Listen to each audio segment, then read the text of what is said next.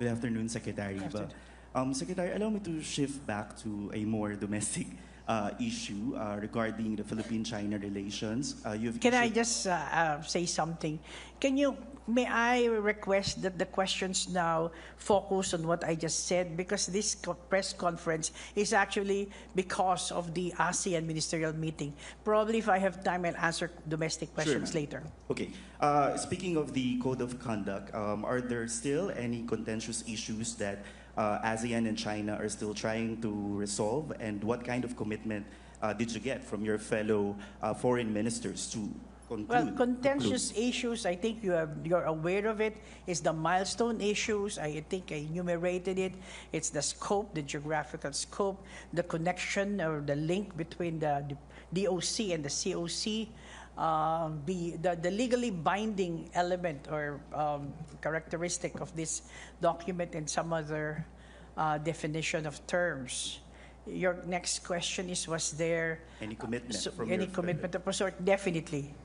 There's even willingness to host meetings, face-to-face meetings, and that is a real commitment from our ASEAN member state colleagues. And sorry, just one follow-up on the COC. When you say conclude COC, what does it actually mean? Are we expecting a document or just the negotiations? Exactly what it means. That is the termination of negotiations and a code of conduct between ASEAN and China.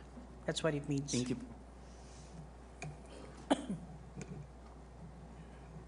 Hello, Secretary Mara Cepeda from the Straits Times. I'd like to clarify, ma'am, if the foreign ministers today have decided if ASEAN as a group is recognizing the results of the Myanmar elections. Well, as I've mentioned, there is no consensus on the endorsing these elections. In fact, there are many other issues like so. There are really no results yet. They just finished the 3 phases.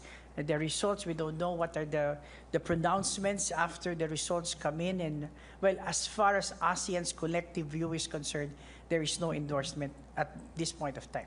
Ma'am, a follow-up. Your early visit to Myanmar and followed by the talks in Tagaytay with political stakeholders and ethnic groups from the Philippines have drawn some criticisms from some quarters. I'm sure you've heard, ma'am. For both?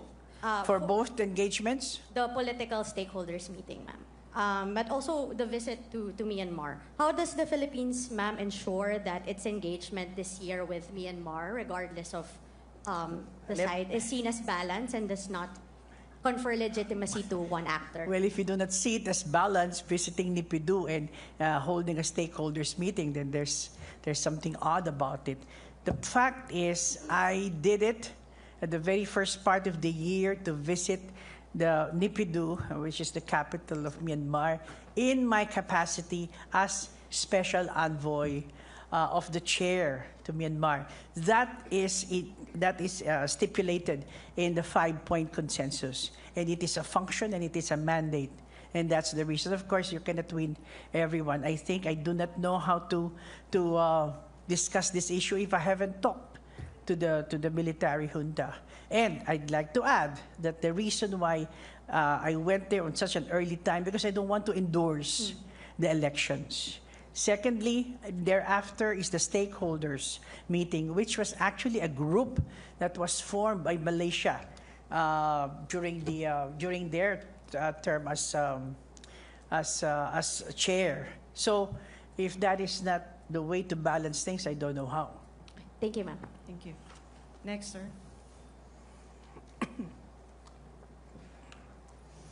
Good afternoon, Secretary. I'm Waikit from CNA. Madam Secretary, earlier you mentioned unilateral actions that have cross-regional implications. Can I ask, what are ASEAN's safeguards if these threats are made directly to our region?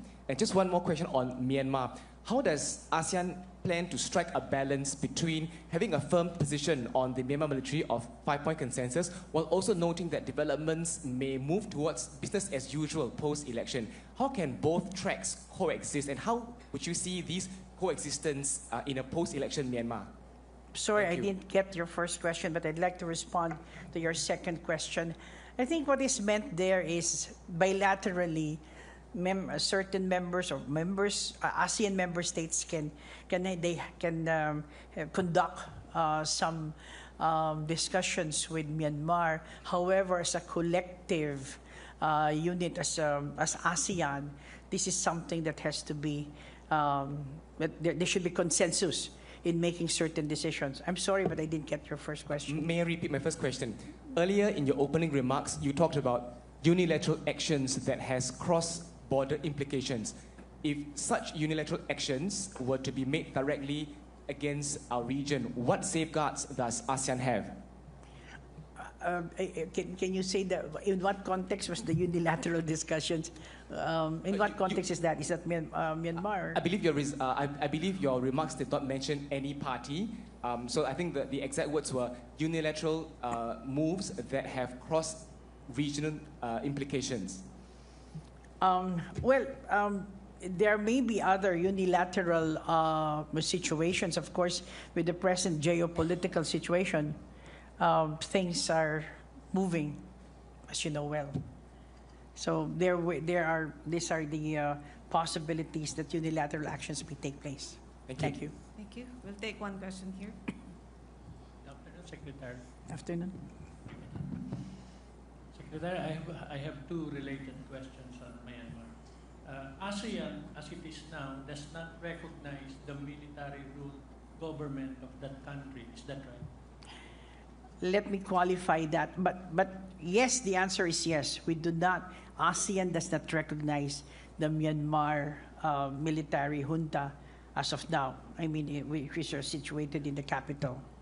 My next question is, so in that context, whether there was consensus or not among your fellow ministers today in the retreat meetings, there is no way for ASEAN, because you do not recognize the military administration that held the elections, there's no way for ASEAN now to recognize the elections as it is, as of now, right? Well, I guess some ASEAN member states are also looking into the outcome of the elections.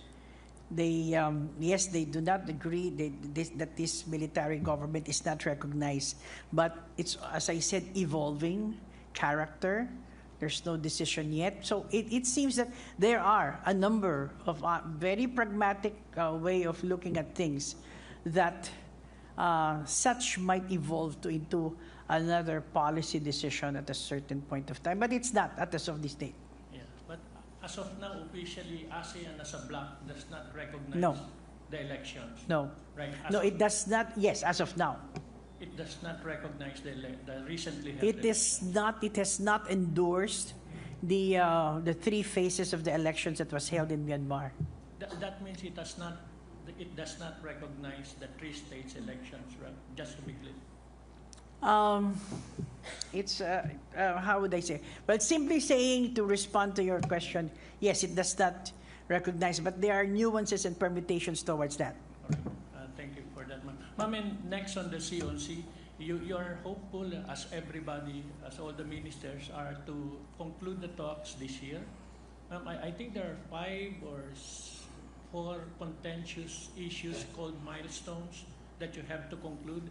Can you tell us at this point how many, if 1 or 2 or all of, there have been no significant conclusion of any of the 4 or 5 milestones or contentious issues? To answer the question directly, the question was contentious issues. There's not been any result or decision on the contentious issues, but there seem to be. I think everybody is trying to do its respective way on how to do things. Like, I just want to tell you that one of the ASEAN member states has come up with a paper on one of the milestone issues. So now everybody is trying to put in definitions as well as possible areas of cooperation, and trying to address the milestone issues. I'm sorry, Wing last. Malaysia, Indonesia, the recent chairmen have failed to bring, significant progress in the COC talk. Now, as chair, the Philippines, can you describe to us your level of confidence of concluding the very difficult talks that you're facing? Is it low, middle, or high?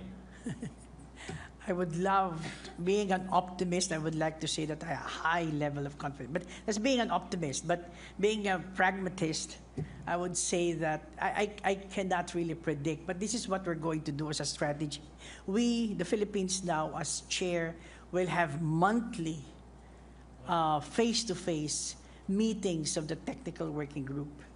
And that has been a commitment and is a proposal and was accepted by our ASEAN colleagues. Have China agreed to that, ma'am? We're in the process of talking to them, but I don't see any difficulties with that. I'm just, again, being an optimist and a pragmatist. Thank you so much, Secretary. Thank you.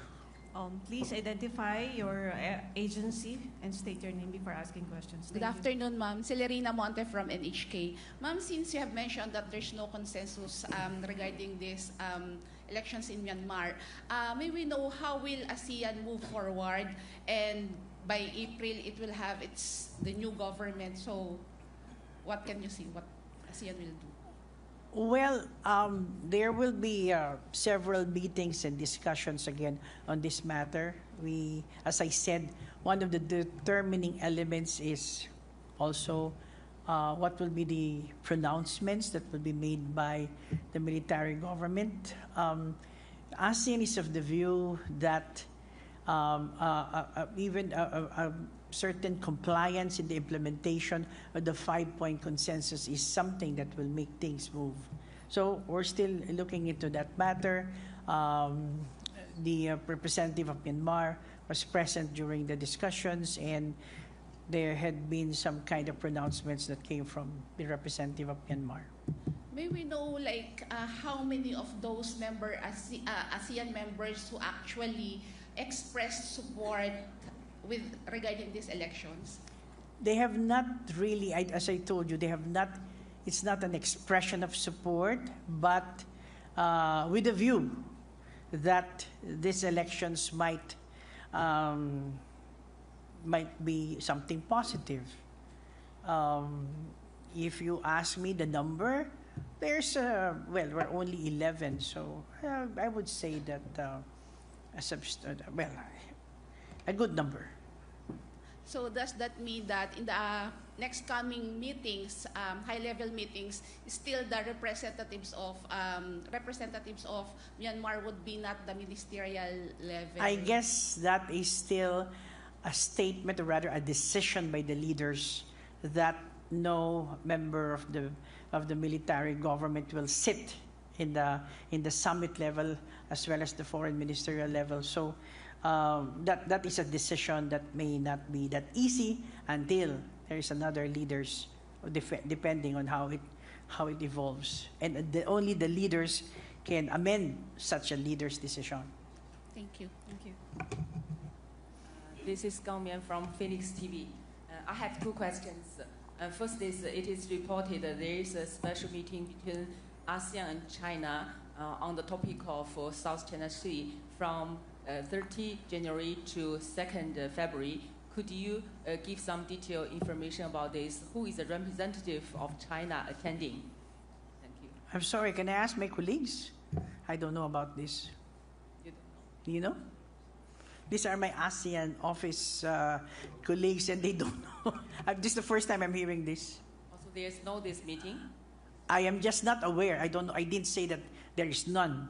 I am not aware. Okay.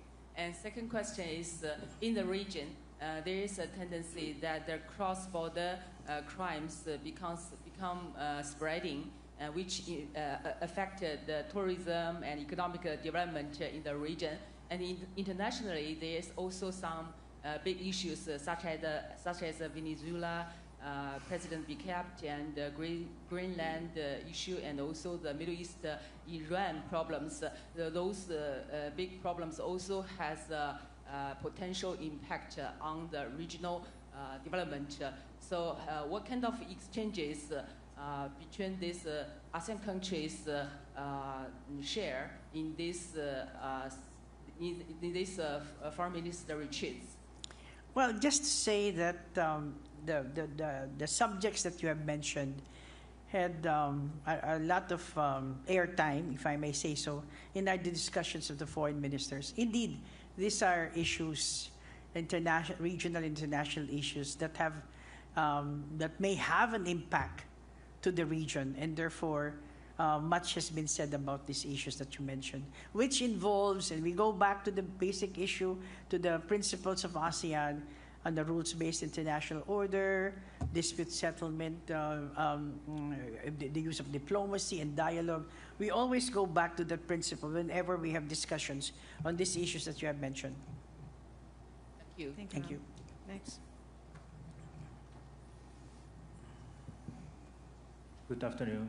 My name is Yuki Fujita from Nikkei, Japanese media. I'd like to ask about the relations between ASEAN and the United States. As you know, so the Trump administration has adopted a strategy emphasizing the Western Hemisphere, referred to as a Donroe Doctrine. There are concerns that the U.S. attention toward Asia may diminish. So how do you plan to maintain good relations with the United States as a chair? And with the Philippine government, call on President Trump to attend all summit meetings this year, including the East Asia Summit. There has been no discussion. We have not discussed yet. I mean, we're now in January. I think your issue is sometime in November for the second summit.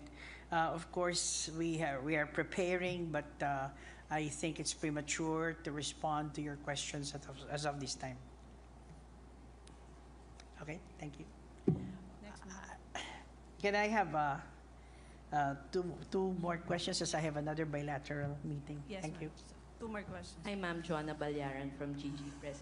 Ma'am, aside from the monthly meetings, what other novel strategies would the Philippines do this time to ensure that the COC will be finalized by the end of the Philippines ASEAN chairship? Your question was as aside from the frequency? Yes. Yeah, good questions. As I said, one country, one ASEAN member state came up with a paper on one of the milestones.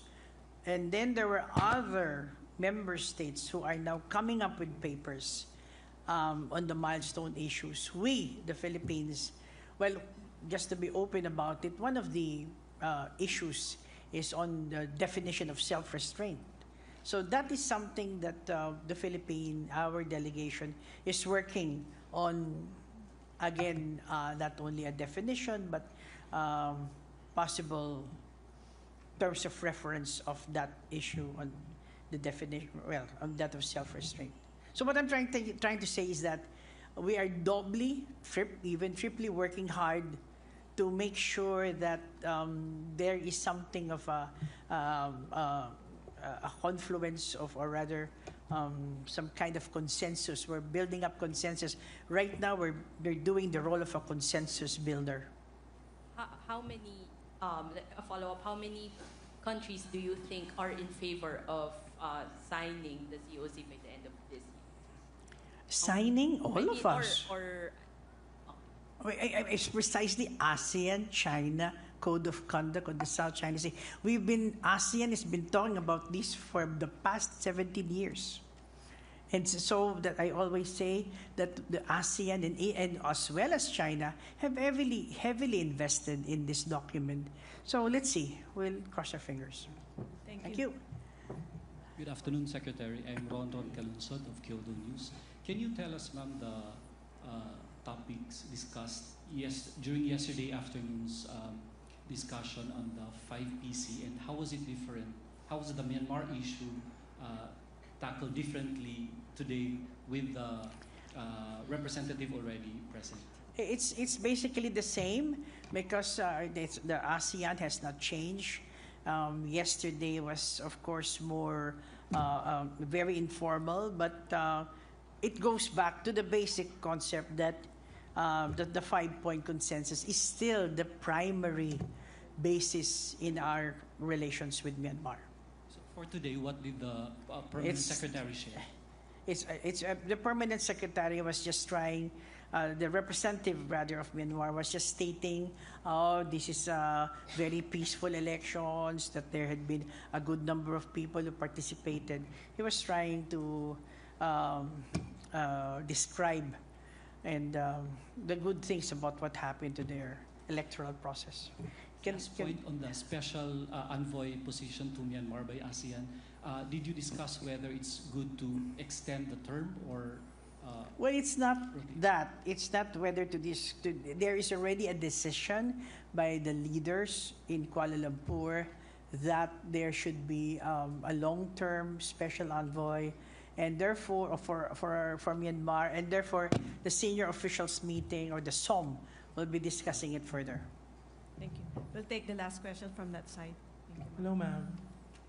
I'm Andrea Calonzo from Bloomberg. Just to tie up all the loose ends, ma'am. You mentioned earlier that the ASEAN as a bloc isn't recognizing the 3 phases of the election so far. But you also said some members are opting for pragmatism. You said there will be elements, you will be watching out for elements or pronouncements by the military government, and that the election might be something positive. So what sort of elements and pronouncements will that be? I really have no idea what that will be, but that is something that some countries are looking forward to. So that, well, just give you the basic premise. We prefer that Myanmar will still be with ASEAN, but there has to be certain progress in the present situation. So probably that's where the optimism comes out. But I don't know what kind of pronouncements that will come out. It really depends on the junta. Okay. And you mentioned that so essentially, ma'am, is the ASEAN open to shift its position and recognize the... Go ahead. Go ahead. I know what your question is. Well, again, ASEAN is consensus. Okay. If there is consensus, then there can be a shift. It's just that a very simple response, and we'll see how it. As I said, it's evolving. Geopolitics also is evolving in our region, so we'll see. Okay? Maraming salamat po. Any closing statement, ma'am? Closing statement. Well, you concentrated only on the code of conduct and the Myanmar issue. I was hoping you will be asking about the other issues like the Thai-Cambodian border. But since you did not ask, thank you very much. Thank you so much, DFA Secretary Theresa Lazaro and the rest of the ASEAN National Organizing Committee. Thank you, ASEAN Press Corps.